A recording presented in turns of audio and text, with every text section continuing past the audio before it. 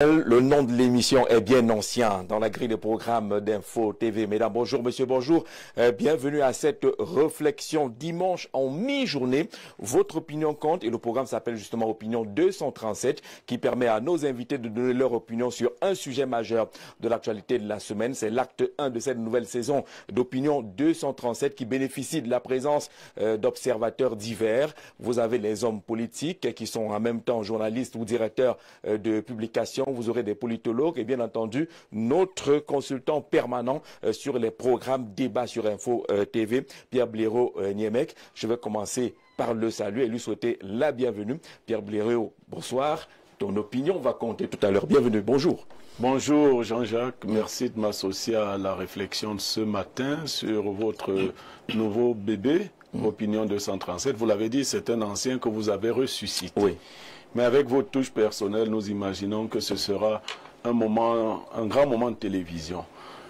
Je me suis posé la question de savoir pourquoi vous m'aviez invité pour parler des affaires des gens que je n'apprécie pas beaucoup. Vous n'appréciez pas quel genre, Pierre Blaireau? Les gens du RDPC. Voilà. Ils font leurs choses entre eux là-bas, ils se nomment, Sauf que les choses qu'ils font ont d'une façon ou d'une autre un impact sur nous. C'est pour cela que je ne vais pas les rater. On ne va pas fuir, non. Non, vous ferez votre travail. Je vais décharger votre fusil avant le début de l'émission. Vous serez les enfants de Facebook disent que vous n'allez pas débrancher ma joie. Donc, de toutes les façons, nous sommes là et je suis content d'être dans ce nouveau programme. Permettez-moi déjà de féliciter vos habillages. Oui. Oui, parce que ils sont beaux. Mis à part le fait que vous avez aussi rempli les gens du RDPC. Quelques visages que vous n'aimez pas. Oui, voilà, ça aussi, c'est pas trop. Donc, mais mis à part ça, vos habillages sont très beaux. Le 237, ça nous parle à nous tous. C'est notre chère et belle patrie. D'accord, merci Pierre Blaireau. Nous accueillons Saint-Éloi Bidon. Je disais tout à l'heure que c'est des acteurs politiques à divers niveaux. Il a été cadre du Rassemblement démocratique du peuple camerounais, élu adjoint au maire à la commune d'arrondissement de Yaoundé 6. Il a été un peu éjecté par la discipline du parti. Il a voulu créer un parti politique, le Rassemblement des pauvres du Cameroun. Le projet, on ne sait pas s'il est dans un tiroir, s'il va revoir le jour comme Opinion 237 un beau jour. Saint-Éloi, bonjour et bienvenue. Bonjour Jean-Jacques, merci pour l'ainsi honneur que tu me fais en m'invitant à la première édition d'Opinion 237. Je suis sûr que, comme toutes les émissions que tu as eu à piloter, Opinion 237 n'aura pas de peine à s'établir dans les mœurs des téléspectateurs. Je voudrais souhaiter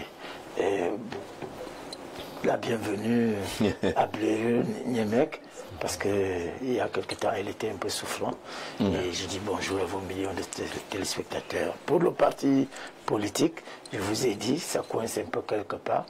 D'autres me demandent d'écrire une lettre d'excuse au président de la République. Pour avoir votre parti. Pour avoir votre parti. Oui, pour qu'on me... Qu'est-ce qu'il a à voir avec cette affaire? Pour qu'on me réhabilite. Pour qu'on me réhabilite. On la main dans le grand R, c'est ça? Et au niveau des instances administratives, on me demande de démissionner, de présenter... Là où vous êtes un SDF politique finalement, il vous condamne à être un SDF politique. Une émission du RDPC. Et moi je dis, comme je l'ai dit à celui qui est en charge de ces choses, on ne renverse pas quelqu'un qui est couché. Et quand on vous exclut, ça signifie que vous ne faites plus partie des effectifs. Donc vous n'avez pas à démissionner de quelque part. Mais votre cœur, il bat encore pour le RDPC, non? Non. En toute honnêteté, tel que le RDPC fonctionne aujourd'hui, c'est devenu, depuis l'arrivée de M. Kuete, un grand marché où il n'y a rien à vendre, mais où tout s'achète. Même pour être ministre. Mais pourquoi vous ne prenez pas un parti Yango? Il y a des partis qui sont disponibles. Non. Vous allez chercher ça, vous avez les moyens quand même pour avoir un parti, non? Je reçois les appels des promoteurs de partis qui me demandent de les représenter à la prochaine élection présidentielle, et pas des moindres.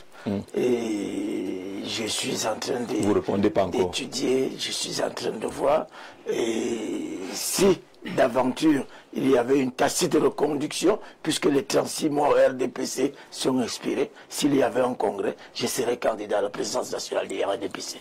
Ça veut dire que vous n'êtes pas encore parti du RDPC en réalité. Je suis parti. Mais pas fermer la porte totalement. C'est un tacite de conduction, vous pouvez être candidat dans cette formation politique-là. C'est votre cas aussi. Vous avez porté la casquette du RDPC. Vous avez mis un élu, Bernard Ouna. C'est fini avec le RDPC. Bonjour et bienvenue. Bonjour Jean-Jacques Zé. Je demeure un militant convaincu et convaincant du Rassemblement démocratique du peuple camerounais. Je suis d'ailleurs fier de le dire tous les jours, même si beaucoup de gens confondent ma façon sincère et objective de critiquer. Moi, je critique pour que les choses avancent et s'améliorent dès l'intérieur. Ça ne veut pas dire qu'on est contre le parti. Je suis heureux donc de vous dire encore avec beaucoup de force que j'appartiens effectivement et toujours au Rassemblement démocratique du peuple camerounais. D'accord, ça tombe bien puisqu'on parlera justement de ce RDPC. Vous êtes aussi directeur de publication. Tout à fait. De la vitrine. Tout à fait. C'est un journal qui a été créé en 2004 et qui depuis près d'un an n'a pas paru parce que le directeur de publication a pensé d'abord s'occuper de sa femme et de ses enfants. Parce que et les employés. Vous vous occupez de votre femme et vos enfants, les employés on lui a souffert un peu parce qu'il fallait faire un choix. Le parrain, il fallait faire un choix. Vous savez, le contexte socio-économique nous exige vraiment à beaucoup de réalisme. Oui. Il faut beaucoup de réalisme maintenant. Parce ils sont en congé technique. Oui, ils sont en congé technique. Ça fait plus d'un an qu'ils sont là. Ils observent si les choses vont s'améliorer, s'embellir. Mais je pense que d'ici la fin du mois d'avril, nous allons remettre les choses en marche parce que nous également, on doit être dans la mouvance de l'élection présidentielle à venir parce que nous devons accompagner le candidat du RDPC qui sera certainement, vraisemblablement, le candidat que tout le monde connaît, candidat naturel, le camarade Paul Biya. Donc le journal revient dans quelques semaines dans les kiosques. Voilà, bonne nouvelle donc pour les lecteurs et pour les employés. J'espère que les emplois ont été protégés et qu'ils vont revenir prendre naturellement leur fonction. Je vous dis merci parce que vous êtes venu au pied levé. Nous avons malheureusement nous n'avons pas la possibilité d'avoir Elie Mbilobé sur le plateau de ce dimanche. Son épouse nous a gentiment appelé pour dire que monsieur a eu un coup de fatigue, il faut bien qu'il souffle. Et je crois que les téléspectateurs comprennent cela. Il n'est pas là pour l'acte premier d'Horizon d'Opinion 237. Il va certainement nous retrouver.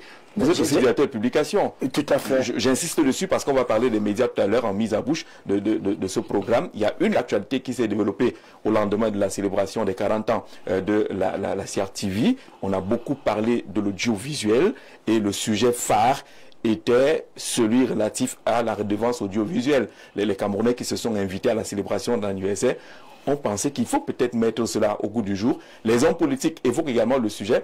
C'est le cas d'Akeremouna qui, dans un tweet, a insisté sur la redevance audiovisuelle. Il propose d'ailleurs que s'il est élu président, eh bien, il va revoir la répartition de cette affaire qui ne devrait pas être simplement reversée à la télévision nationale. Et la question est là. La redevance qui fait débat, est-ce que vous comprenez ce débat?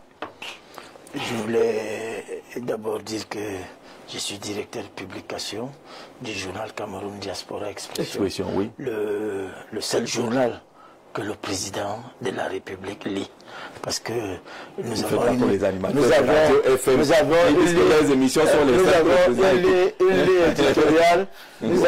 ligne éditoriale où la pertinence côtoie. Déjà que vous êtes dû là, le président lit. Oui, justement. Parce que ça lui permet d'avoir une visibilité et une visibilité de ce qui se passe en réalité partout. Et alors, nous étions les premiers, il y a un mois, à annoncer au dernier numéro du mois de mars la candidature du président.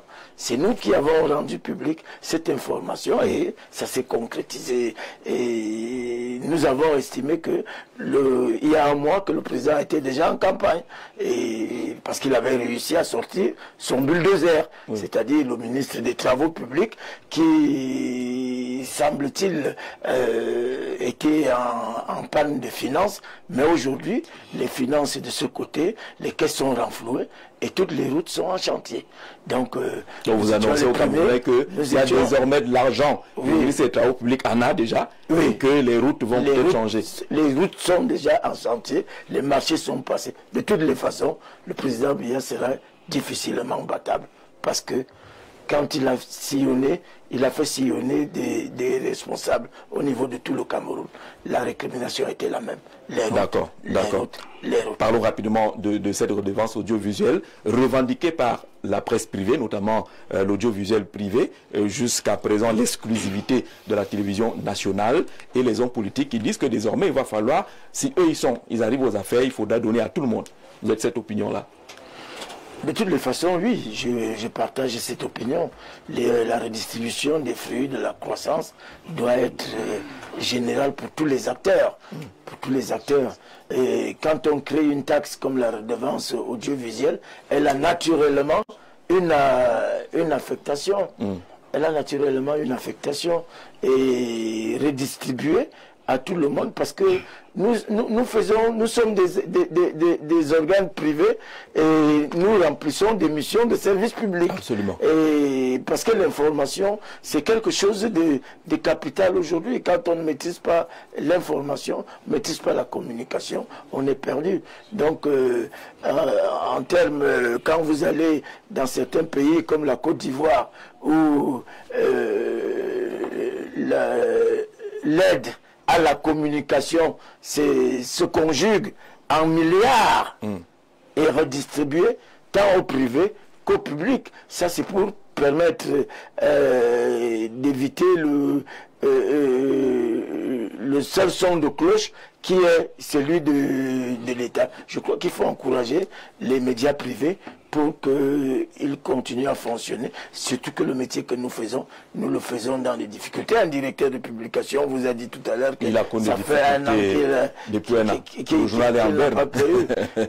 Parce que, et nous, par exemple, du fait de notre ligne éditoriale, que vous estimez être assez dur quand même, nous ne trouvons pas de personnes qui viennent prendre des encarts publicitaires. Mais on ne peut pas faire autrement. On a choisi de dire la vérité et on va continuer. Un jour, peut-être que un éclairé comme Mathias Ogonangini arrivera et puis il va comprendre aisément que la presse privée... Vous n'avez pas compris quoi? Vous n'avez pas compris quoi?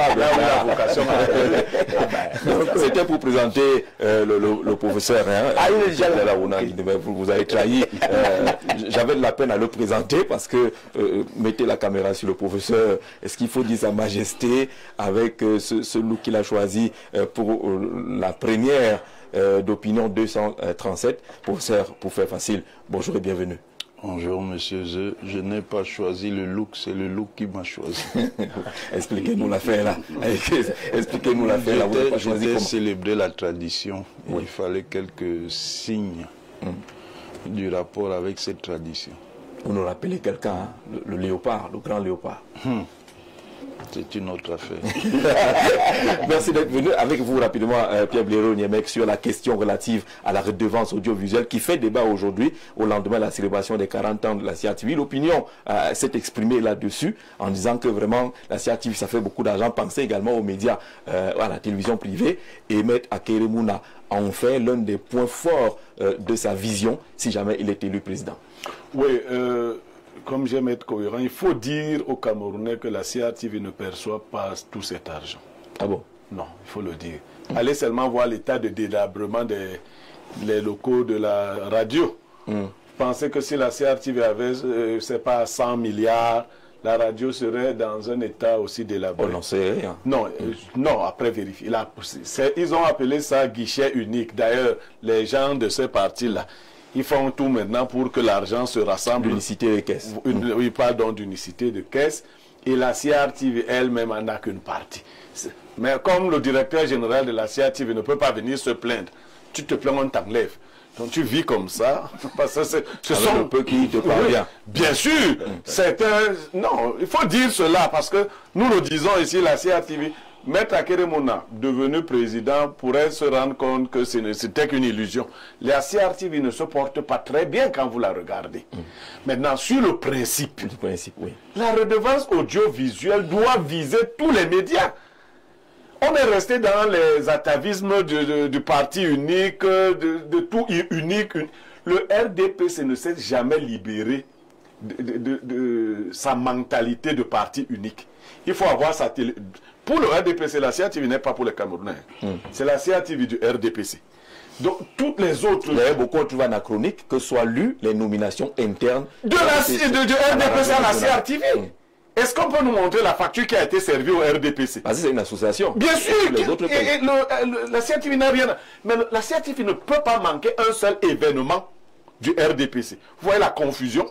Le RDPC a privatisé la CRTV, il a privatisé. Je ne vais pas citer les autres organes que le RDPC a privatisé. Ce n'est pas votre propriété. Et la CRTV a de la peine à présenter les événements des autres partis politiques. En dehors de la contrainte que lui impose les alliances, la période électorale. Non, il y a visiblement une caporalisation des services d'État par le parti État, RDPC. Le RDPC a tout pris dans ce pays, sans rien donner. Ils font leur nomination là-bas et autres. Mais ce n'est pas le RDPC qui a fait la loi pour respecter les schémas institutionnels. C'est une loi qui institue cette redevance audiovisuelle. Non, je vous ai dit que sur le principe, non, c'est le RDPC qui a fait la loi. C'est le RDPC. On n'a qu'une seule chose au Cameroun, le RDPC État. Il n'y a pas autre chose. J'entends souvent les gens la dire, ce n'est pas le RDPC. Mais attendez, qu'est-ce qui fait que le secrétaire général du RDPC soit appelé ministre? Les gens parce qu'il a été ministre. Ah non, c'est pour ça qu'il est appelé ministre. Oui, oui. Ah, ben, c'est pour cela qu'il est appelé ministre. Tout à fait. Vice-premier ministre. Non, mais il a un décret. Attendez. Oui. C'est parce qu'il a été ministre qu'on allie toujours son poste de SG au nom de vice-premier ministre. C'est parce qu'il a été ministre. Parce qu'il a été ministre. Je crois pas qu'il y a un autre cordon institutionnel. Le jour qu'on a désigné M. Kyoté, secrétaire général du comité central, le même jour, on l'a fait. Vice-premier. Il a été vice-premier ministre dans le gouvernement. Il a été vice-premier ministre dans le gouvernement avec un portefeuille. Là, il n'en a pas. Il a été reconduit vice-premier ministre. Ça représente le gouvernement comme il est je dis ceci, dans l'appellation. Oui, dans l'appellation. On pourrait l'appeler Monsieur le ministre. Oui. Indistinctement, Monsieur le SG. Mais observez comment il l'appelle. Il dit secrétaire général du RDP, le ministre secrétaire général du RDP. Je vais t'aider oui, aide-moi. Je vais t'aider un peu. Oui, aide-moi. Habituellement, lorsque le président de la République remanie le gouvernement, il y a toujours immédiatement un texte, une décision du président national du RDPC qui nomme le secrétaire général de ce parti parce que dans les vous venez même d'aggraver la situation. Non, c'est pas le même texte. Je n'ai pas dit que c'est le même texte qu'il a changé. Alors, dès qu'on finit de nommer le gouvernement, le président national du RDPC cette fois-là nomme habituellement un secrétaire général du comité central qui a rang de membre du gouvernement. Je veux donc savoir pourquoi le SG du RDPC a rang de gouvernement. C'est le parti au pouvoir et c'est le parti du président national. C'est-à-dire que le président de la République est le président national de ce parti. C'est lui qui en a décidé. Le SG de cette association a rang de ministre. Alors, une autre précision pour terminer. Ce que vous dites est généralement au cœur de toutes les embrouilles qu'on voit lorsqu'il faut installer le protocole. On dit que le SG va arriver. Quand le SG du RDPC arrive, c'est toujours compliqué. Vous subissez cela. Parce que lui vient comme vice-premier ministre en même temps. Il est au-dessus des membres du gouvernement. Il y a que le premier. Il a garde-corps. Il a un garde-corps. À quelle qualité? Le président de la République a décidé ainsi. Ah d'accord. Le président du RDPC ou le président de revenons dans le sujet. Revenons dans le sujet. On était dans le principe de la redevance audiovisuelle. Le principe, c'est que la redevance audiovisuelle, en fonction du poids de chaque média. Parce qu'il faut dire, on a créé les médias comme on a créé aussi les partis politiques au Cameroun. Chacun crée à la petite semaine son truc, des fois qui n'existe même pas. Et avec les petits copinages, on doit avoir un organe qui évalue le poids des médias et qui redistribue cela en fonction de l'influence que ces médias ont sur la scène nationale et internationale. Et ça, je crois que c'est les médias privés qui ont laissé faire. Puisqu'ils aiment qu'on les appelle. Il y a des ministres, parce qu'ils sont il y a des ministres présidents des directeurs de publication. Vous en connaissez, non? Les ministres présidents des directeurs de publication. Au DP, on a deux DP, ministres des directeurs de publication. Président des directeurs de publication. Ils les réunissent dans leur bureau pour leur donner les titres, la titrage de leurs journaux. Au lieu qu'ils leur disent que ce n'est pas de ces miettes dont nous avons besoin. ouvrez la redevance à tous les médias, aux médias compétitifs. Pour ça que vous avez des amis à Bernard Ouna qui ont 5 journaux, voilà, ainsi de suite, pour recevoir de l'argent par derrière. L'argent qui est même perçu par certains est supérieur à l'argent qui aurait pu prendre des canaux normaux. Parce que nous, on aime seulement, comment ils appellent ça? On aime la filouterie. Oui. On n'aime pas que les choses se passent normalement. D'accord. Alors, vous parlez de ces DP qui sont à la tête de plusieurs organes. C'est déjà interdit par la loi. Mais on voit bien qu'il y a certains ministres qui ne s'embarrassent pas de les appeler DP de tel titre, 3 ou 4. Et la vie se poursuit ainsi. Professeur, sur la question relative à la redevance audiovisuelle qui fait débat aujourd'hui, on a essayé de situer cela avec la célébration des 40 ans de la CRTV, ou de la télévision nationale, et les 40 ans du parti au pouvoir. Le débat est désormais ouvert, il est même déjà supporté par des hommes politiques. Les médias privés disent avoir voix également au chapitre lorsqu'on parle de redevance audiovisuelle. Les lois sont susceptibles d'évoluer dans le temps en fonction de l'évolution des mœurs et des habitudes politiques. En soi, ce n'est pas un problème. Mais ceux qui souhaitent une évolution des lois doivent aussi savoir que cela correspond à des exigences. Vous voulez le financement public, cela signifie aussi que vous devez accepter un certain nombre d'exigences de services publics et que vous deviez adopter une déontologie en conformité avec cela. Je trouve que c'est une revendication relativement acceptable à condition que ceux qui demandent que ces ressources du service public leur soient allouées, comprennent également que cela correspond à une mission de service public qui appelle des responsabilités. Ils sont en train d'aller se nouer, s'attacher une corde au cou. Jean-Jacques, je ne crois pas bien comprendre le professeur. Il va s'expliquer. Il voudrait dire qu'il devrait être caporalisé par le RDPC s'il doit pas être. Ça devrait être le risque. Monsieur Niamey, je ne voulais pas venir à vous. Mais comme vous voulez à tout prix que j'arrive à vous, vous entretenez beaucoup de confusion. Oui. Beaucoup de confusion. Ouais. Sur le plan technique, ce n'est pas dans n'importe quelle situation qu'on parle d'un parti-État. Un parti-État, c'est quelque chose de précis. Dans l'architecture d'un État, on ne parle de parti-État que quand ce parti est inscrit dans la loi fondamentale. Et quand dans cette loi fondamentale, on dispose que c'est ce parti qui a le monopole de la représentation politique et le monopole de la direction gouvernante. C'est là où il y a parti-État. Et dans les faits, tous les partis uniques... C'est à nous que vous allez faire ce jeu-là. On ne sait pas un jeu. L'émission doit être un jeu didactique, pédagogique, s'il vous plaît. Soyons sérieux. Tous les partis uniques ne sont pas des partis-États. Oui. Il faut cesser de faire des confusions. Comme vous voulez un cours, on va vous en faire. Oui, faites-moi un. Très bref. Oui. Dans les partis uniques qu'il y a eu dans l'histoire politique africaine, il y a des partis-États.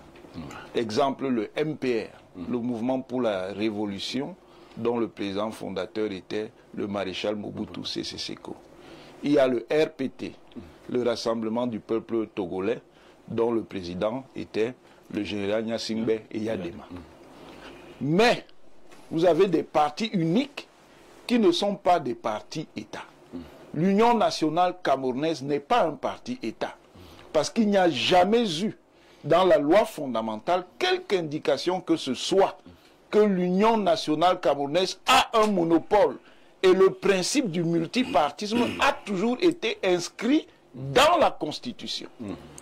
Donc il faut bien distinguer le parti-État. En théorie, professeur, ce n'est pas un problème de nous expliquer comment vous voyez la pratique du RDPC par rapport au MPR, vous le professeur. La pratique du RDPC. Le RDPC est-il différent du MPR? Il est différent. En quoi? Il est différent. Il n'y a pas de différence.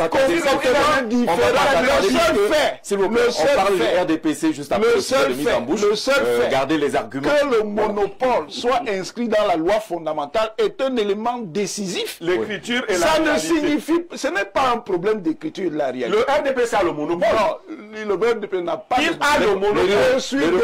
Suffisamment parlé du RDPC. Prenez la représentation nationale, il n'y a pas le monopole. Il n'y en a pas. Il n'y en a que. Il n'y en a pas. que ça. Vous faites de l'idéologie et de la mauvaise idéologie. S'il vous plaît, dans la conduite de l'émission, puisque ce sont vos opinions qui priment, mais vos opinions sont attendues d'abord sur la question de la redevance audiovisuelle. Vous voyez que le second thème, le thème central va parler du RDPC. Vous aurez certainement beaucoup de temps là-bas. Et on va respecter les opinions des uns et des autres. Les prises de parole. Mais je ne comprends même pas pourquoi le professeur Mathias est contre moi.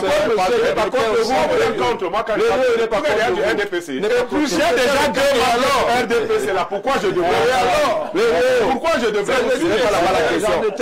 Merci professeur. Chutons sur la redevance audiovisuelle. Non, je dis dans le principe, et je le redis, que la demande qui est faite est une demande légitime. Seulement ceux qui la font doivent savoir qu'il y a des missions de service public qui seront associées à la location de ressources participant du service public de la communication républicaine. Et un droit de regard aussi? Ils ont même déjà le droit de regard. Attendez, droit de regard dans une certaine mesure, mais le droit de regard n'a rien à voir avec la ligne éditoriale du média. La censure aussi. Alors, maintenant on sort par là.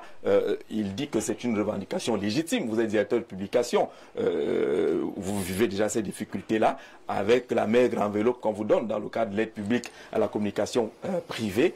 Est-ce que redistribuer cette redevance peut permettre justement aux médias privés de mieux se porter? Tout à fait, tout à fait. Et lorsque vous venez à Info TV, vous avez l'impression de penser que M. Durnemban est un magicien parce qu'il s'en sort avec ses propres moyens, ses maigres moyens pour tenir debout cette grande chaîne de télévision qui monte. Moi, je pense que cela est tout à fait normal, que la redevance audiovisuelle soit partagée, pas forcément équitablement à toutes les chaînes de télévision, des chaînes de radiodiffusion sonore, mais quand même que l'État du Cameroun accorde une attention particulière aux chaînes de télévision et de radio à capitaux privés. Donc on peut dire que même s'il y a une certaine opacité dans la gestion de cette redevance, puisque personne n'a les chiffres exacts de comment ça se passe, il y a quand même quelque chose que l'État peut faire, c'est de penser à ces autres chaînes de télévision qui font elles aussi dans le service public. Bon, je vous prends un exemple simple. Vous voyez, à la CRTV, les avis de décès sont payants. À Info TV, les avis de décès ne sont pas payants. Vous voyez un peu. Donc ça veut dire qu'on peut également accompagner ces chaînes de télévision à capitaux privés à bénéficier de cette redevance. Je vais prendre un exemple. Au Sénégal, la redevance, en fait, ce qu'on alloue, ce que l'État alloue à la presse à capitaux privés, c'est 4 milliards de francs CFA par an. Au Cameroun. Ça devient une subvention. Oui, une subvention. Qui est naturellement. Par on souhaite aboutir à ça. Ce n'est pas au bon vouloir. On souhaite. Nous aussi, on peut aller à cette budgétisation, à cette subvention de la presse à capitaux privés. Au Cameroun, c'est pitoyable ce qu'on alloue à la presse à capitaux privés. 250 petits millions pour toute la presse à capitaux privés. C'est vraiment une aide. D'ailleurs, ça fait là, c'est le montant. C'est fait supérieur. C'est le supérieur. Oui, c'est le supérieur. Monsieur Ona, c'est fait exprès. C'est fait exprès parce pour vous tenir. Si on apporte de l'aide à la presse privée, vous allez voir, on va déclochardiser la presse. Ça va permettre à des journaux comme le sien, La Vitrine, qui n'a pas paru depuis d'entretenir le personnel, de pouvoir partager. Je veux dire un mot sur ce que Némeg a dit tout à l'heure. Effectivement, c'est pour ça que vous voyez que dans certains ministères, des directeurs de publication sont mis à genoux pour décharger les frais d'impression de leurs journaux par semaine. Dans certains ministères, bien connus, il y a des directeurs de publication, mais nous, on n'a pas accepté ça. Nous, on n'a pas accepté ça, c'est pour ça que nous sommes heureux. Nous parlons avec Torse Bombé, que nous, on ne peut pas accepter d'être corporalisé comme ça, d'être chosifié comme ça, parce qu'on veut absolument paraître. En paraissant, on gagne même quoi d'abord. Donc, il vaut mieux attendre qu'un président vienne demain. Même si ça dit que Biya va gagner, non? Puisque Biya va gagner. Mais nous, on va amener le président à à faire qu'il y ait... Non, depuis 43 ans, il n'a pas changé. Non, il n'y a pas eu situation. d'initiative. Les gens n'ont pas pris Non, d'initiative. il y a eu les états généraux de la Les communication. états généraux, les résolutions Avec des des états propositions généraux. qui allaient, La grande maladie. avec des propositions qui allaient justement à la subvention. Je suis d'accord. Ces états généraux ont été oubliés aujourd'hui. Il n'y a Jean-Jacques, rien qui marche. le problème des Vous n'avez états pas de généraux, carte c'est de la presse. après la tenue de ces états généraux et les belles résolutions qui sortent souvent de là, c'est la fin. Chacun prend ses résolutions. Qu'est-ce qui va changer dans la suite? Non, la suite... Maintenant qu'il est plus fatigué. À l'époque, il était fort. L'autre préoccupation, merci d'appeler à la subvention, l'autre préoccupation qui découle du même débat, c'est l'accès au signal de la télévision nationale. Oui. Est-ce que vous avez accès au signal alors que vous payez votre redevance audiovisuelle? C'est un gros paradoxe, c'est quelque chose que le gouvernement doit bien étudier parce que, il faut le dire, je l'avais déjà dit ici sur ce plateau, c'est quand même incroyable que le Camerounais lambda paye 5 000 francs au minimum à une société qui s'appelle Canal+, pour avoir le signal de sa CRTV. Donc, la redevance audiovisuelle est payée par des Camerounais travailleurs. Vous ne comprenez pas ça comment, je ne sais pas comment. On va faire le schéma. Voilà. Que pour avoir votre CRTV chez vous, vous allez payer. Vous allez acheter votre poste téléviseur, vous le mettez dans votre salon, et puis vous dites que vous êtes Camerounais. Vous payez même la redevance audiovisuelle. Maintenant, vous ne voulez même pas savoir s'il y a d'autres chaînes qui existent dans le monde. Vous voulez regarder votre CRTV. Quand vous allumez, on vous dit que vous ne pouvez pas voir la CRTV parce que pour avoir la CRTV, il faut aller acheter le décodeur. Il faut aller acheter le décodeur et payer 5 000 francs aux Français, Bolloré, qui a Canal+. Donc vous passez d'abord par Bolloré qui a Canal+, vous payez 5 000 et c'est là où vous avez votre CRTV dont la redevance vous est enlevée dans votre salaire mensuel. C'est assez incroyable, mais je ne sais pas comment vous pouvez expliquer ça, mais moi ça me dépasse. Alors il faut trouver une solution, professeur. Lors de la diffusion du dernier match des Lions Indomptables, on a reçu beaucoup de dénonciations des Camerounais qui ne parvenaient pas à regarder le match parce qu'ils n'ont pas payé chez l'opérateur en question, Canal+. Pourtant dans ce pays, on a bien parlé de la TNT, il y a même eu une mobilisation financière à cet effet-là, mais on n'en parle plus. On ne peut plus avoir accès directement à la télévision nationale. C'est dommage parce que ce projet-là était destiné à faciliter l'accès de l'ensemble de la communauté des citoyens à ce média qui a un statut particulier. C'est tout. C'est tout. C'est dommage. Mais il y a eu de l'argent. Pour ça, joue au malaise. Il ne veut pas donner son opinion là-dessus. Bon, on va dire que vous voulez que je la donne comment? Je donne votre opinion à ma place. Vous êtes d'accord quand même que c'est un échec? Qu'est-ce qu'il y a un échec? Mais je vous ai dit que c'est dommage que cette opération qui consistait à installer la TNT pour rendre accessible la CRTV à l'ensemble des citoyens, que cela n'ait pas fonctionné. Vous voulez que je vous dise quoi? Mais pour vous, ce n'est pas un problème. Est-ce que j'ai dit que ce n'est pas un problème? J'ai dit que c'est dommage. Chez l'autre opérateur, pourquoi vous voulez me faire dire ce que vous pensez? Dommage, c'est d'où? Qui se fait des milliards. Il a déjà dit dommage. J'ai déjà dit dommage. Vous voulez que j'ajoute? D'accord, sur ces deux aspects-là, on prend vos deux opinions. Sur ces deux aspects-là. Non, laissez le professeur là donner son opinion. C'est dommage. De l'objectivité, de l'éducation. Pourquoi voulez-vous que je tienne votre opinion? Vous savez qui est à l'origine de l'échec sur la TNT. Il est là. Je suis le procureur. Je suis pas procureur. De toutes les façons, je me rappelle, moi je ne suis pas spécialiste de ces choses, que plus jeune je voyais la CRTV, il n'y avait pas Canal. Oui. Bon, je ne sais pas ce que... Tu branchais dans tous les villages. Il suffisait d'avoir de l'électricité. Ou l'antenne qu'on mettait sur la toiture. On avait une sorte de fausse antenne là. Mais vous voyez... On avait les rayons du vélo. Alors aujourd'hui, on ne peut pas dire que c'est dommage. Ce n'est pas... c'est son opinion. Non, ce n'est pas seulement dommage. Il veut parler à ma place. Ce n'est pas seulement dommage. C'est mon neveu. Ce n'est pas seulement dommage, mais c'est une catastrophe. Voilà. C'est une rebuffade. C'est une reculade. C'est un crime. C'est un crime. C'est même l'apocalypse. Oui, effectivement. On ne peut pas priver. Parce que les Camerounais laissent ces choses-là. Tous les jours, nous parlons des néo, Jean-Jacques. Mais la CRTV nous fait, l'absence de CRTV nous fait plus de mal que la... Nous ne devons rien à Eneo. Eneo a été privatisé. Mais nous devons tout. La CRTV nous doit tout. Elle n'est pas privatisée. Et c'est nous qui la finançons. Comment la CRTV ne peut pas nous dire comme si elle était privatisée? Parce qu'il faut payer. Il faut doublement payer. Oui. C'est-à-dire vous allez payer vers quelqu'un d'autre. Ça fait en moyenne 60 000 ans hein, que vous versez quand on reste dans le cadre de 5 000 francs. Vous versez 60 000. Qui est à 22 500 ou 40 000. Voilà. Parce qu'il y en a qui payent le bouquet de 22 500. 40 000 restons au minimum. Oui. Vous versez 60 000 à je ne sais qui pour que vous ayez les images de la CRTV, la Cameroun Radio and Television. Mais, monsieur comment on peut dire dans votre village, pour accéder à la CRTV aujourd'hui, vous arrivez dans votre village, il y a des antennes paraboliques.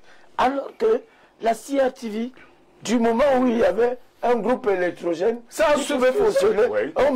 On voyait la CRTV. Tout le monde est là, c'est ce qu'on faisait. Il faut débourser. Et quand le professeur nous dit... Et l'image était belle. C'est dommage. Non, ce n'est pas ça. Vraiment. C'est dommage. C'est trop beau. Les criminels sont là. Ils sont là parmi nous. Les criminels de la TNT sont là parmi nous. On a un cas récent là où un père a violé son enfant. On ne peut pas nous présenter cette situation, on dit c'est dommage. Ce n'est pas dommage, c'est criminel comme le disait mon voisin. D'accord, on va tourner la page. On retient justement que dans le cas de la redevance audiovisuelle, des plaidoyers sont faits, les hommes politiques portent le dossier, mais comme le professeur le disait, il faut avancer, mais en lisant tout ce qui tourne autour de cette redevance-là, au cas où on accède par exemple à ce qui est proposé par des acteurs politiques. L'actualité a été bousculée cette semaine par la sortie du président national du RDPC, portant nomination des responsables au comité central ou à la tête des délégations régionales et départementales permanentes du RDPC dans quelques régions du pays et quelques départements. Et le sujet, même si Pierre Blaireau ne veut pas parler du RDPC, mais vous voyez bien qu'il parle suffisamment du RDPC, en 10 mots prononcés, vous avez dit 6 fois RDPC. Mais c'est un parti qui traumatise les gens. Vous pouvez faire comment? Vous semblez aimer ce traumatisme-là. Alors, allons au débat. Oui. Allons au débat sur ces nominations. Le premier aspect va interroger l'opportunité. Pourquoi maintenant? Comprenons-nous pourquoi c'est maintenant que le président national du RDPC, il faut qu'on se débarrasse, le président de la République en ce temps-là, décide de redéployer les cartes sans passer par un congrès. Bernard. Le président national du RDPC est en campagne depuis quelques mois. Nous sommes à quelques mois également de l'échéance électorale, élection présidentielle. C'est une année charnière dont le président a pris du recul dans son village. Il travaille depuis qu'il est là-bas. Il travaille seul? Non, il travaille avec des collaborateurs. Mutation, on l'a appelé l'empereur. Pour dire que vraiment il décide de quand il veut, de ce qu'il veut. Le texte lui confère ce statut certainement. Quand vous lisez entre les lignes, le texte lui donne le pouvoir de convoquer un congrès ou de nommer les personnes qu'il croit lui apporter ce qu'il attend pour l'implémentation de sa politique. Donc le président national du RDPC est en campagne et il prépare l'élection présidentielle soigneusement. Et pour y arriver, pour gagner, remporter cette élection qui sera très disputée, il a pensé qu'il fallait renouveler, en fait, intégrer de nouvelles personnes au sein des instances dirigeantes de son parti, notamment le comité central et les délégations régionales et départementales. Vous savez, au niveau des délégations régionales et départementales, c'est ces personnes-là qui portent le parti dans ces circonscriptions. Porter veut dire qu'ils sont à la tête, ils ont avec eux des gens, des militants et des camarades également, qui s'investissent, qui financent et qui soutiennent le parti dans ces différentes zones. Donc, en ce moment précis, le président a compris qu'il fallait mettre sur pied, il fallait prendre des décisions qui donnent la chance au parti de mieux se redéployer, de mieux s'organiser davantage pour aller à cette compétition électorale qui sera... Mais la règle, c'est le Congrès, même si les textes prévoient cette autre option, sans passer par le Congrès, c'est un président national, une véritable locomotive qui ne regarde pas beaucoup ce qui se passe ou se dit dans les wagons. Parce qu'on sait quand même que les militants voulaient un Congrès. Tout à fait, je suis de ceux qui voulaient qu'il y ait un Congrès, parce qu'un Congrès, c'est vraiment tout le monde. C'est tout le monde, du moins ceux qui sont statutairement membres. Rassemblement, retrouvailles. Oui, voilà, au-delà même des retrouvailles et du rassemblement, il n'y a que, au sortir du congrès, tout le monde sait pertinemment que nous sortirons de là avec de nouveaux hommes, de nouvelles femmes, de nouveaux jeunes, une nouvelle ligne politique avec une nouvelle vision, mais je pense que le président, depuis 14 ans, je ne sais pas ce qui bloque pour qu'il n'y ait pas congrès, mais... Comme vous êtes militant, demandez-lui. Non, je n'ai pas accès. Si je le voyais, parce que je parle même ici, peut-être qu'il m'entend, il ne m'entend pas. Mais si j'avais moyen d'interpeller Monsieur le Président national, je lui dirais qu'un congrès était mieux avant l'élection présidentielle. Mais je pense qu'il a ses raisons. Il a son agenda et c'est pour ça que cette semaine, donc, vous avez été... Pourquoi vous avez cette attitude, on va alors faire comment? Vous voulez l'impression... Le président national, en attendant que Bliro va nous dire ce qu'il a comme solution, moi je dis en tant que militant que le président national a deux leviers. Il a le levier de pouvoir désigner les gens comme il a fait le 27. Il a le levier de pouvoir convoquer un congrès. Il a pensé qu'en nommant les gens, c'est plus facile, c'est moins coûteux, ça dérange moins, et ça ne mobilise pas beaucoup. Et il l'a fait, je pense qu'il y aura certainement un congrès, pas peut-être avant l'élection présidentielle, certainement après l'élection présidentielle. Mais je crois que par rapport à votre question, effectivement, la nécessité s'imposait.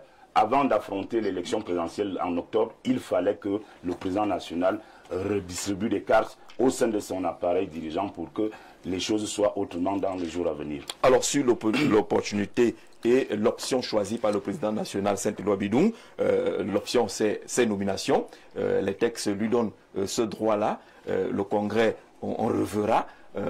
Sur l'opportunité, vous êtes d'accord avec Bernard Ouna? Pas du tout.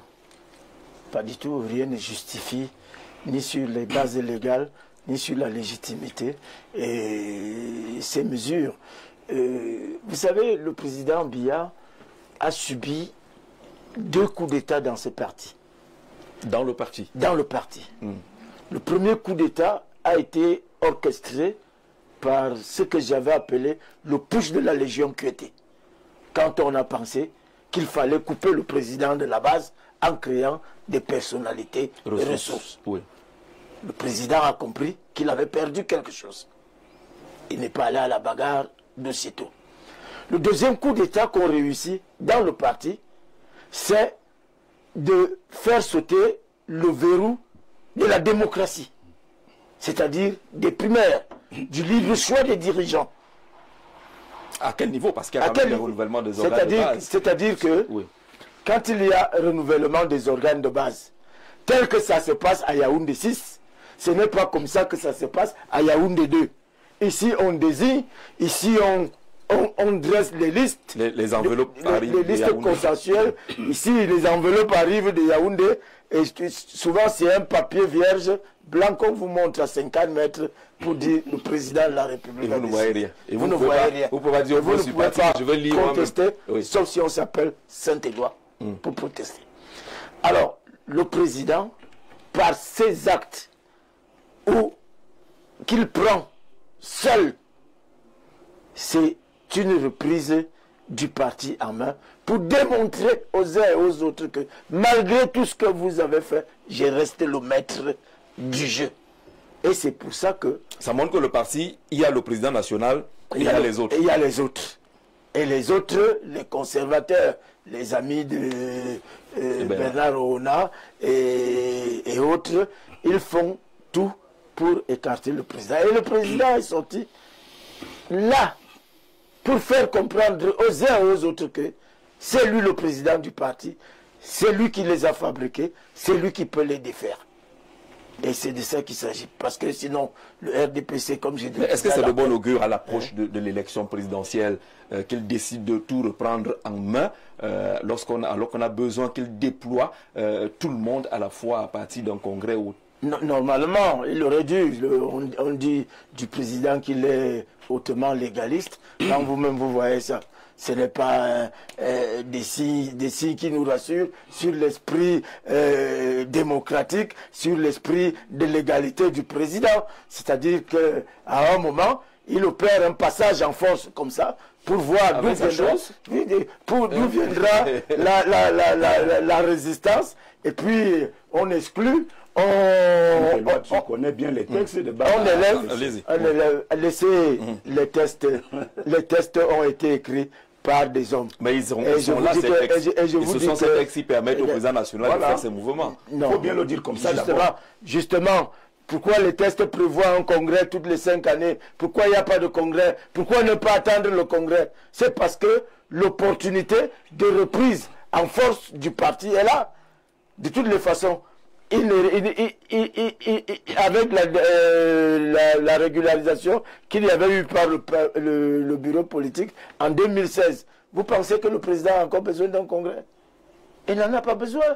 Il va essayer de continuer à nommer des gens à tête, exclure certains, disqualifier certains, et vous dites que l'élection sera Alors, si on s'en tient à ce que vous êtes en train de dire, on retrouve la grande une de mutation au lendemain de ces nominations.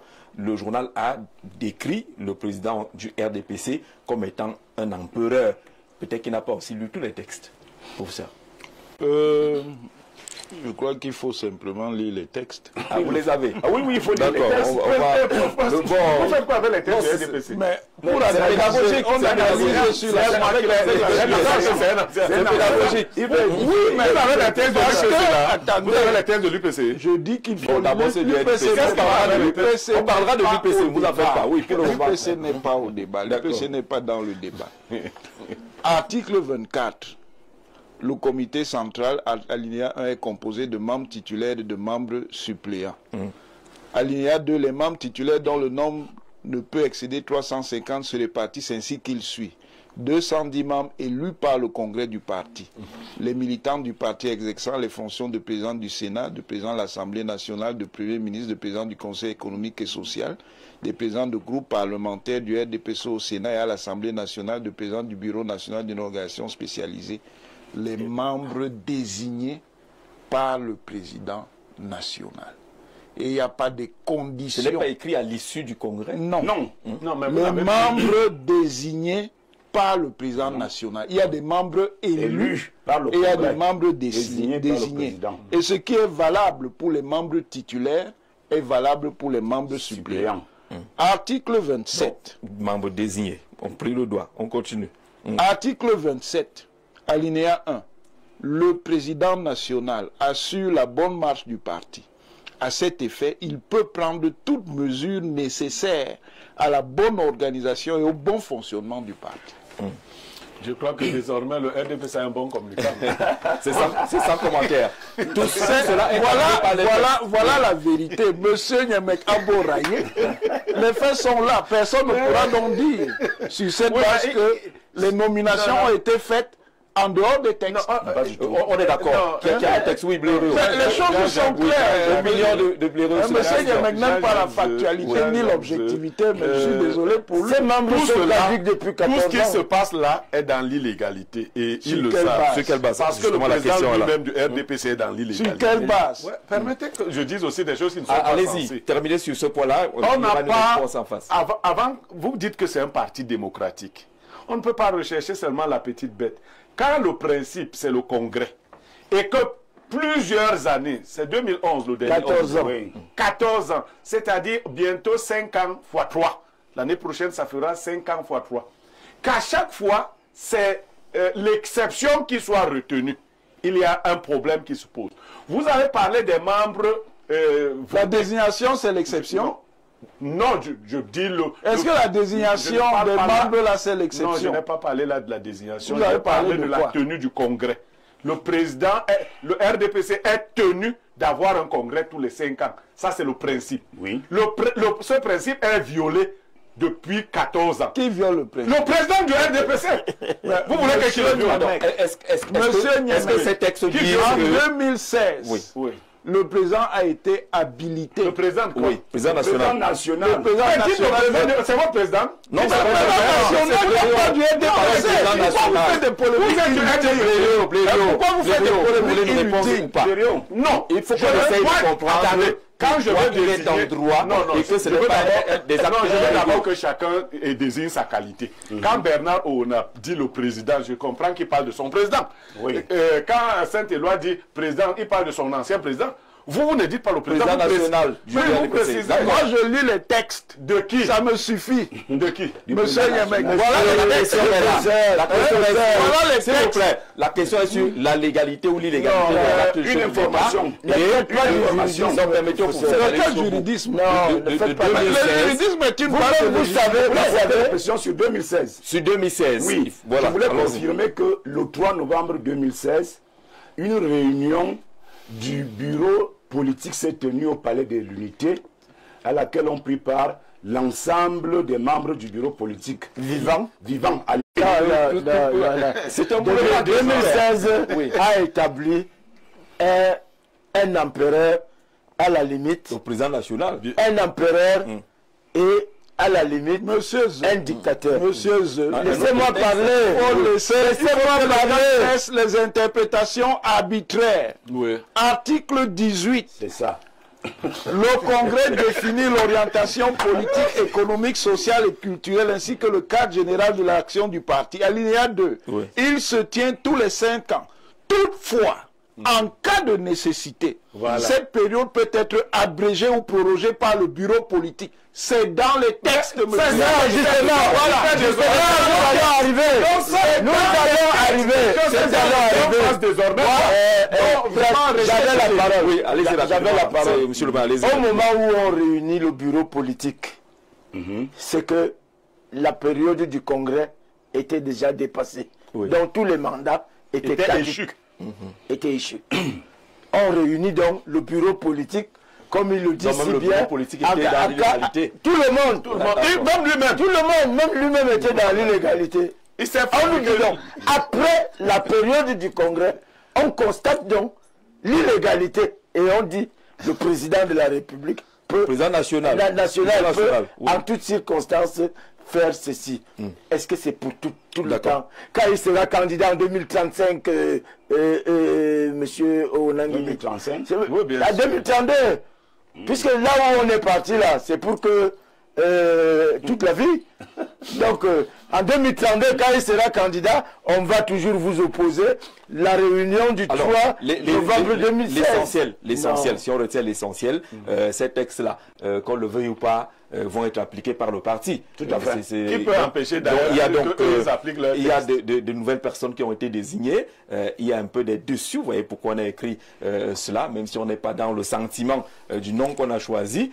Paul Biya Metil Ngongo, le secrétaire général du comité central du RDPC, hors jeu. Son nom n'apparaît pas. Vous verrez que plus loin, on parlera de l'entourage du président national. Le SGPR n'a pas été nommé, ses 2 adjoints pas du tout, le directeur du cabinet civil n'a pas été, l'adjoint ne l'a pas été, on va même plus loin, même Franck Biya n'a pas été nommé pour parler de l'entourage du président qui seraient tous en jeu, comme le SGPR. Oui, professeur. Voilà donc ce qui met en question les spéculations sur l'idée qu'il y a un parti État. Et qu'en réalité, quand vous regardez l'architecture du système gouvernant, cette architecture a plusieurs pôles. Si on était donc dans un parti État, comment expliquez-vous donc que des responsables qui par ailleurs ont un rôle important dans la dynamique gouvernante ne soient pas présents dans le parti? C'est bien la preuve. Ils ont souvent été là. Les autres SGPR ont été là. Monsieur Niamé, pourquoi vous êtes aussi soyons un peu factuels. Pourquoi vous êtes aussi nerveux? Oui. Donc, c'est bien la preuve qu'il n'y a pas de parti État. C'est pas là. Donc quand tu est-ce que vous comprenez pourquoi cette politique d'obstruction permanente? Laissez-moi m'expliquer. Son opinion compte comme la vôtre. Permettez qu'il achève. Ça, c'est de la censure, monsieur. C'est donc la preuve qu'il n'y a pas de parti État. Que si vous prenez donc l'architecture du système gouvernant, elle a plusieurs pôles. Maintenant, le président de la République, qui est aussi président national, peut donc jouer en fonction de sa stratégie sur tel ou tel pôle. Les mêmes personnes qui n'ont pas été nommées cette fois-ci dans le cadre de ces instances dirigeantes peuvent apparaître, par exemple, dans sa campagne politique en jouant un rôle essentiel. Et vous allez voir plus tard que ceux qui se réjouissent de ce que ces personnes-là n'aient pas été nommées vont se plaindre du rôle que ces personnes auront dans la campagne. Voilà. Là, on fait de la futurologie. Ce n'est pas de la futurologie. Parce que ce que je dis est déjà à l'œuvre. Si vous avez le sens de l'observation, comme disait M. Bernard Ona, la pré-campagne, pour la nommer de manière précise, a déjà commencé. Justement, dans le cas de cette campagne, on a vu aux avant-postes le SGPR. Voilà. Beaucoup la pré-campagne a déjà commencé. Oui. Et dans cette pré-campagne, vous avez vu cette personnalité déjà en action. Et qui n'a pas été choisi parmi les membres, ne serait-ce que du comité central. Non, cela révèle, que je suis d'accord sur ces deux points-là avec le professeur, et cela révèle une forme de machiavélisme de l'homme qui nomme. Il aime bien... Il faut toujours diaboliser. Non, je ne le diabolise pas, je le décris. Il aime... Vous n'appréciez pas... C'est une description diabolisatrice. Non, c'est pas... oui, il a ce machiavélisme-là. Il aime créer des frustrations. Vous voyez? Vous pensez que c'est une frustration? Non, bien sûr. Voilà, la frustration vient de ceci. Non, pas du fait que le SGPR n'ait pas été nommé. Le fait qu'il ait mis le SGPR de côté sans le nommer, qu'il laisse ceux qui sont nommés se réjouir pour très peu de temps, afin de nommer donc le SGPR au-dessus de tout le monde, sans qu'il soit membre du comité central. Et c'est ce qui va se passer. Comme ça, ceux-là seront bien frustrés et lui viendra les voir pour leur dire qu'il y a quelque temps, vous vous réjouissiez de n'avoir pas vu mon nom. Et c'est lisible. Il n'a pas mis Franck Biya, alors que Franck Biya... Est-ce qu'en revanche, on ne peut pas penser qu'il répond aux frustrations? Le fait de voir ce qui ces derniers temps, le SGPR a peut-être frustré les autres. Il a dit que mon homme va rester à son poste. Il a dit à son homme demain, je te garde pour une tâche plus importante. Parce qu'il faut dire, pour Biya, c'est la fin du RDPC. Il veut leur laisser leur affaire là. C'est pour ça qu'il a voulu d'abord contrôler certaines parties de l'affaire. Il va leur laisser le RDPC. Tout ce qui le préoccupe actuellement, c'est de devenir président. Et il a déjà son équipe de campagne. C'est le SGPR, c'est le DCC, c'est son fils qui vont l'accompagner. Frustrant donc le reste. Parce que tous ces gars-là... Tous ceux qui vont l'accompagner n'ont pas d'attribut dans le parti. C'est donc cela la frustration. C'est-à-dire que Jean-Jacques Zeu, vous êtes ici, vous avez un statut. Et on vous désigne quelqu'un comme PDG ad hoc, qui est à Equinox. C'est ce que Biya aime faire. Donc il va les traumatiser avec la nomination. Et d'ailleurs, il le fait déjà. Vous comprenez? Et là où je ne suis pas d'accord avec le professeur, il a fait une analyse. Il a dit que c'est la preuve qu'il y a la démocratie, le fait que les proches collaborateurs... Qu'on n'est pas dans un parti État. Qu'on n'est pas dans un parti État. On n'est pas dans un parti C'est bien. Maintenant, comme il est prof de logique en même temps, dès qu'on inverse, ça veut dire qu'au moment où ces proches collaborateurs, pas ceux d'aujourd'hui, étaient dans les organes dirigeants du RDPC, on était donc dans un parti... Pas du tout, parce que comme je vous l'ai dit... comme je vous l'ai dit, écoutez, comme je vous l'ai dit, le parti État... Vous ne pouvez pas tirer une conclusion à partir de... Non, mais là, vous n'avez pas parlé de... Vous avez jeté... Il a dit lorsqu'il définissait le parti État... Je ne parle pas de la première intervention. Je dis le professeur Ouangini a dit que la preuve que le RDPC n'est pas un parti État. Ça, c'est dans sa démonstration. C'est que les proches collaborateurs ne sont... Les acteurs importants de la machine État. Alors, on prend la même logique, on garde les mêmes prémices et on tire la même conclusion. On dit donc que toutes les fois où ces proches collaborateurs ont été dans l'appareil du RDPC, il y avait donc matière à penser que le RDPC était un parti État. Bon, allez. Monsieur Niamek, il ne faut pas entretenir, il faut pas les illusions. Vous savez bien que quand j'ai parlé, j'ai fait des implications. Ça veut dire qu'il y a des choses que je n'ai pas eu à dire parce que je voulais gagner du temps. Bon. C'est ce que je dois préciser. D'accord. Alors, les anciens SGPR, beaucoup avaient de hautes responsabilités au sein du parti. On a l'impression qu'il y a un changement radical maintenant. Tout l'entourage du président n'apparaît pas. Vous êtes dans la lecture de Pierre Bléré ou celle du professeur? Non. Vous avez votre opinion? Le professeur... Il dérange. Non, il fait dans la mauvaise foi. Il fait dans la mauvaise foi. Moi, je voudrais demander aux professeurs, eux qui font de la sémiotique, de réinterpréter cette action, c'est-à-dire que où le président nomme des gens qui sont censés ne pas être là, mais qui se retrouvent là. Et d'autres qui sont censés être là, qui ne se retrouvent pas. La méthode je voudrais vous écrire un livre justement, je voudrais donc vous dire que, en 2018, c'est le ministre Mvondayolo qui était le directeur de campagne du président, n'ayant aucune responsabilité dans le parti. Qu'est-ce que ça signifie? Vous savez, c'est ça qui doit vous interroger. Non, vous ne allez pas me dire. Parce que moi, je vais vous dire. J'ai voulu que vous fassiez de la sémiotique là.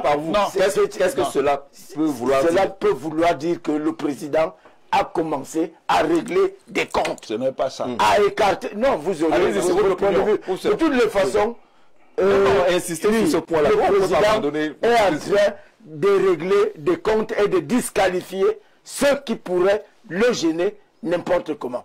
Il aurait disqualifié qui dans cette configuration? Il aurait déjà disqualifié le ministre Ngongo.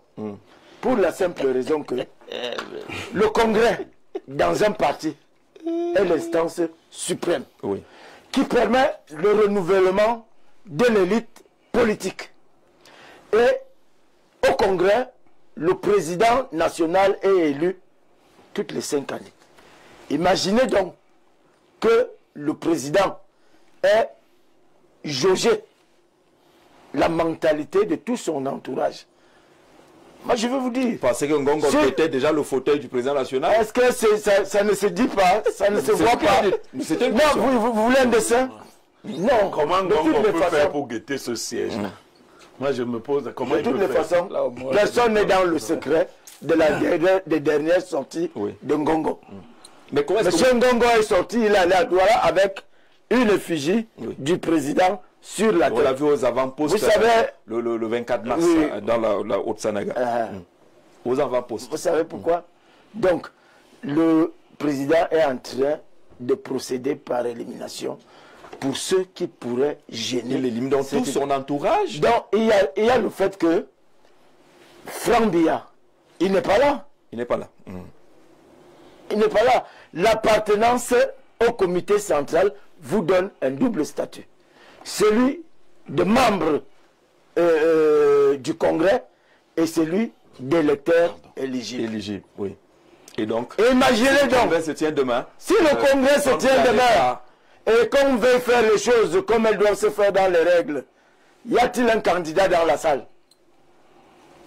Imaginez que M. Ngongo lève la main pour dire qu'il est candidat. Vous savez qu'on a déjà eu. Zengele n'a jamais dit qu'il était candidat. On ne dépose même pas le candidat. Le président national est en train de régler quelques comptes, d'éliminer ceux qui auraient les yeux un peu trop ouverts. Voilà. D'épurer même. Ce n'est pas ça du tout. Non, vous ne pouvez pas le dire. Je poursuis ce que je suis en train de vous dire. La stratégie politique du président Paul Biya tient compte de la configuration du système politique camerounais qui est une configuration pluraliste.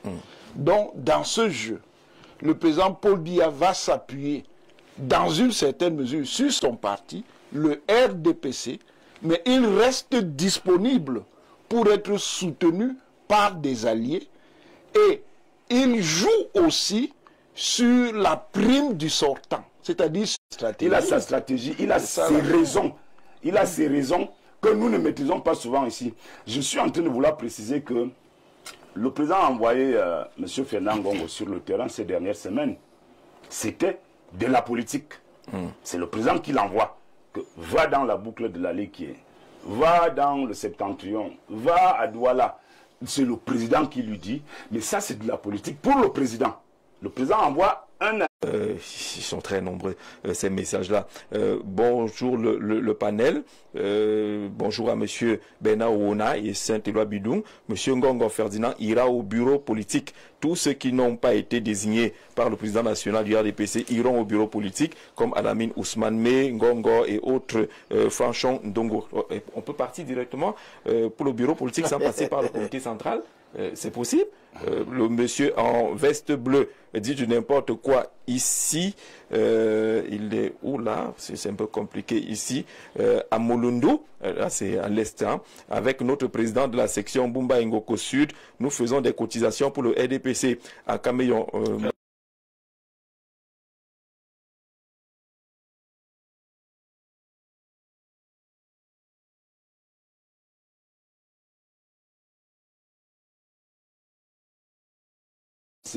et de ce que le RDPC aurait dû réaliser dans ses 40 ans d'âge. Aujourd'hui, on parle des décisions du président national. Là, je prends la place d'un militant objectif qui interprète les décisions du président national. Lundi, j'avais le regard critique pour reconnaître que le RDPC n'a pas beaucoup aidé les Camerounais dans ces 40 ans d'existence parce qu'il y avait un problème d'ordure ménagère. On parlait d'ordure ménagère par rapport à ce que le RDPC avait encore entre pour faire des gens qui sont comme le bureau, parce que l'UPC parle du comité directeur.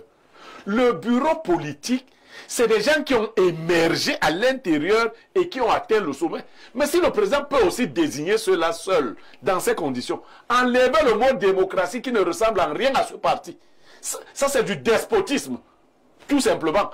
Le journal qui a dit que c'était un empereur, il faut ajouter autre chose à côté d'empereur.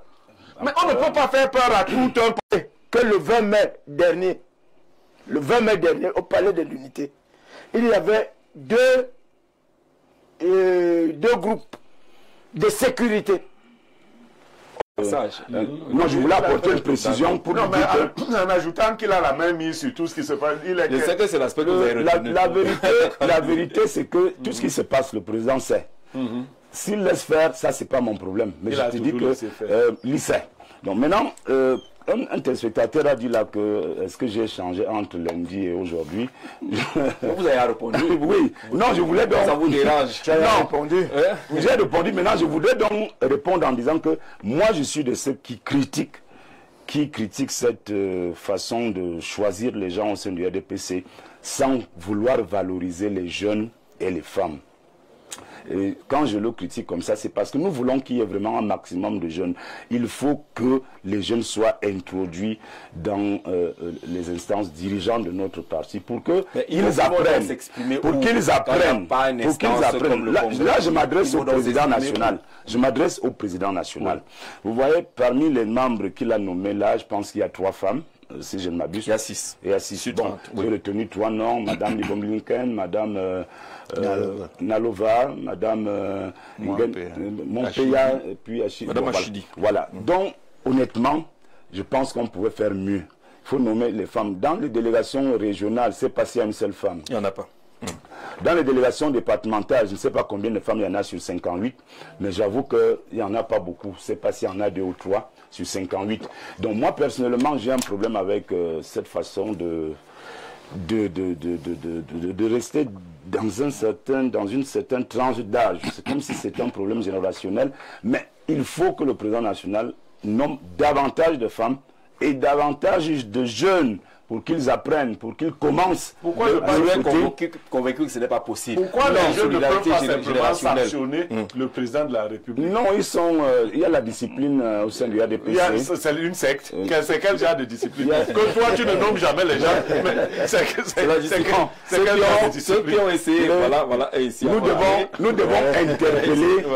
Moi, en tant que militant du RDPC, je le fais, je le dis régulièrement. Moi, je prie, j'exhorte le président national à ouvrir davantage la porte là où vous les avez enlevés à la jeunesse pour que celle-ci vraiment apprenne, que celle-ci vienne apprendre auprès des aînés pour que demain on n'ait pas de soucis de succession ou de remplacement. Il faut apprendre à gérer, il faut apprendre à militer. Les femmes, Madame Zichem à Bodio, Marthe Félicité, je crois qu'elle doit être maire à Bafia, Madame Nguene Pauline Irène, des affaires sociales, Madame Yassonde Achidi Judith, Madame Mba Acha Fomundam Rose, au contrôle supérieur de l'État. Mais carrément tout l'État qu'on a mis dans le RDPC. Et vous dites que ce n'est pas le parti État. Il y en a là. Très belle émission s'agissant de la nomination. Qu'est-ce qu'on lit en perspective après cette sortie du président national du RDPC? Ben nous sommes, comme on l'a dit au début de cette émission, nous sommes déjà en pleine pré-campagne électorale. Donc le président national du RDPC... La Constitution connaît la pré-campagne. Vous violez la Constitution, connaît la pré-campagne. On est en pré-campagne, on se comprend. Alors, voilà. Le professeur va te répondre après. Tu sais que c'est lui qui s'y connaît mieux. Alors, le président national est en train de redistribuer les cartes pour une organisation d'un travail qui va aller étape par étape. Ça va monter étape par étape jusqu'en octobre. Donc, présentement, nous sommes partis de la nomination des nouveaux membres du comité central et des responsables des commissions départementales et régionales. Après cette étape, naturellement, il est certainement prévu une réunion de concertation. Ça sera peut-être au haut niveau. Vous supputez là? Non, je ne suis pas. Vous avez là les entrées très sérieuses. Je suis en train de vous dire ce qu'il les entrées très sérieuses. Je suis en train de vous dire, Sainte-Éloi, que après cette nomination de nouveaux membres du comité central, il y aura une deuxième étape qui sera une concertation élargie aux anciens membres du comité central et aux membres vivants du bureau politique national. Ce sera une concertation. C'est sur la base dont, au sortir de cette concertation, on va mettre sur pied des commissions régionales. Entrez voir Paul Biya. Il faut bien qu'il nous reste des gens qui ne vont pas voir Paul Biya. Il y en a. Ils ne sont pas nombreux, hein.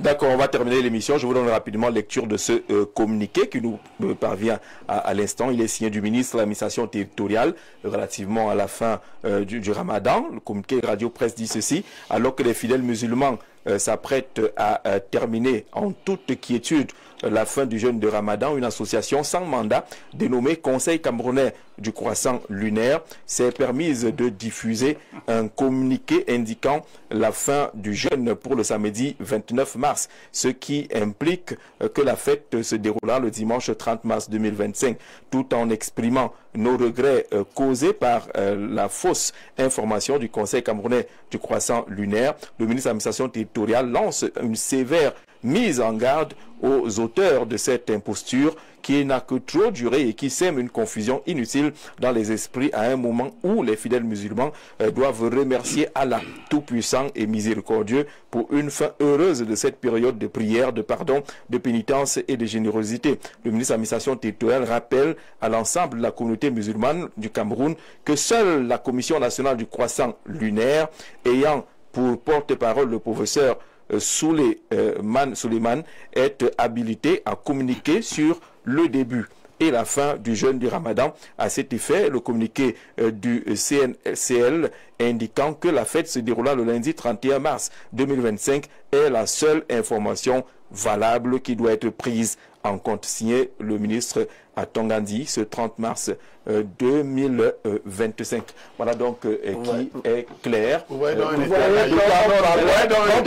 tout est en ordre maintenant. Non, vous voyez donc on parlait de la redevance audiovisuelle tout à l'heure. Quand on publie un communiqué comme celui-là à Cameroun Tribune, c'est payant. C'est au moins un 4-9 qui tombe. Quand on publie à la radio, c'est au moins 7000 francs la longueur qui tombe. Et quand on publie... Nous, on a géré l'information. On a géré l'actualité.